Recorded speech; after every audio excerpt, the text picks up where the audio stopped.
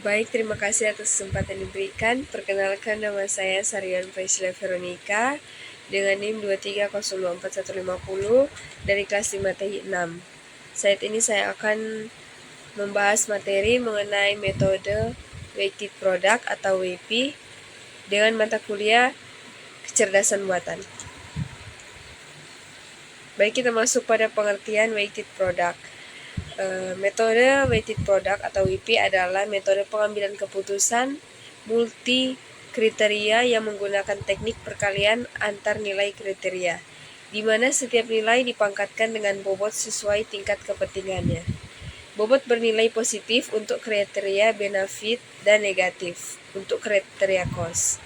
Melalui proses ini, WP menghasilkan nilai preferensi yang digunakan untuk menentukan alternatif dengan hasil terbaik.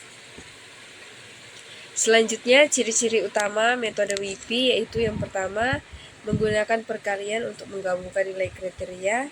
Yang kedua, bobot digunakan sebagai pangkat bukan penjumlahan. Yang ketiga, tidak perlu normalisasi data seperti SAW. Yang keempat, menghasilkan ranking berdasarkan nilai vektor S dan V.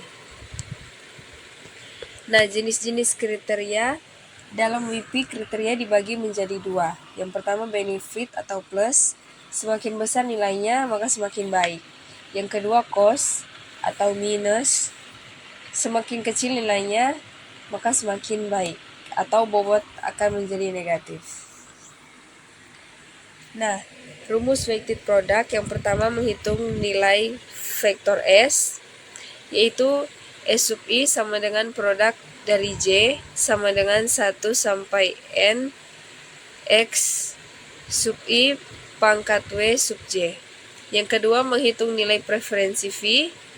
V sub I sama dengan S sub I dibagi jumlah S sub I dari I sama dengan 1 sampai M. Selanjutnya bobot WJ. Bobot menunjukkan tingkat kepentingan dari setiap kriteria. Dilakukan normalisasi bobot sehingga sigma W sub J sama dengan 1. Untuk kriteria cost, bobot bernilai negatif. Nah, langkah-langkah proses WP.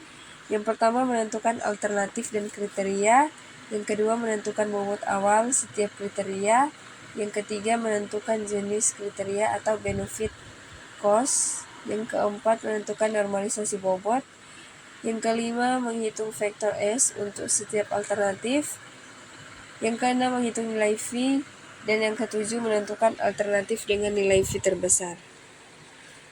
Nah, kelebihan dan kekurangannya, metode weighted product memiliki kelebihan dalam proses perhitungannya yang sederhana dan efisien, karena tidak memerlukan normalisasi data dan mampu menyesuaikan nilai kriteria melalui penggunaan bobot sebagai pangkat. Metode ini juga fleksibel karena dapat menangani kriteria benefit maupun cost melalui bobot positif dan negatif.